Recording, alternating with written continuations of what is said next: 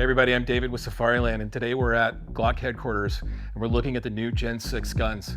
Now, the Glocks have been fairly standard for 40 plus years, maintaining that commitment to safety, quality, and reliability. And the Gen 6 upholds those standards, that tradition, what is Glock's primary culture, while also adding to it some pretty big upgrades that are going to differentiate this from Generation 5 and everything that came before it. So we're here today with some holsters, making sure everything squares up, fits right. So far, we are completely good to go across all of our lines of holsters, from Solis to Schema, Species, in waistband, outside the waistband. We've got you covered from everything from duty to everyday carry. What we've got on the Gen 6 upgrades are pretty significant. Number one, you'll notice that there is a grip texture change. They've taken some of the previous iterations of grip textures and kind of combined them into something that's brand new, and it gives you a full wraparound texture that's very different from previous iterations of the Glocks.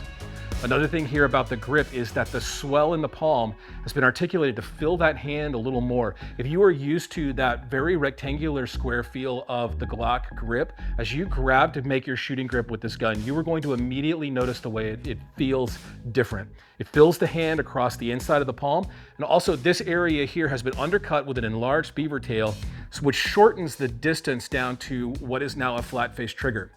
The last part about the grip that's been upgraded is under here in the trigger guard, they have undercut this dimension so you can get that knuckle way up underneath there for a very solid high hand shooting grip. Now, this gun from beginning to end has upgrades all across the polymer frame. You'll notice up here on the front there is a shooting ledge which is recessed in. This is not one that extends out like a gas pedal. Instead, they've removed a little bit and added that texture, so as you present this firearm, you can get that thumb clean up on that shooting stance really well to help hold down and mitigate that bounce from the recoil. This design from start to finish is a little bit more aggressive than any of the other previous iterations of the Glocks. They've deepened the slide serrations, and that relates back to what they've done with the optics plate. So the plates are still here, but now the plate is an internalized lower inset polymer plate that will allow for optics to sit just a little bit better, and the use of polymer instead of the steel in that plate system gives you a little bit of a buffer. It acts almost as a shock absorber underneath there, so you're actually mounting your optic instead of to the plate, which then mounts to the slide.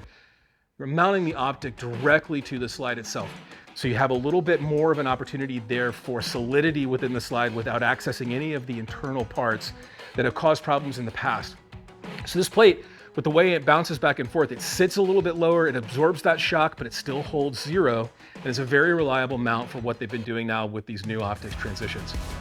All in all, as far as the upgrades go for the new Glock, from its flat face trigger down, it's a noticeable different feel.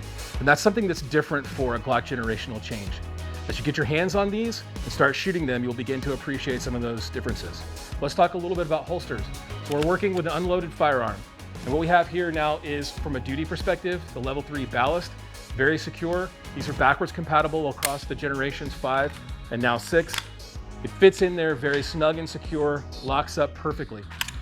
If you look at the 6000 series, we've got iterations in the light, non-light, small light, large light, every one of those variations for the various different ones for the Glock 19, 45, and 17 that are coming out now at launch with Gen 6.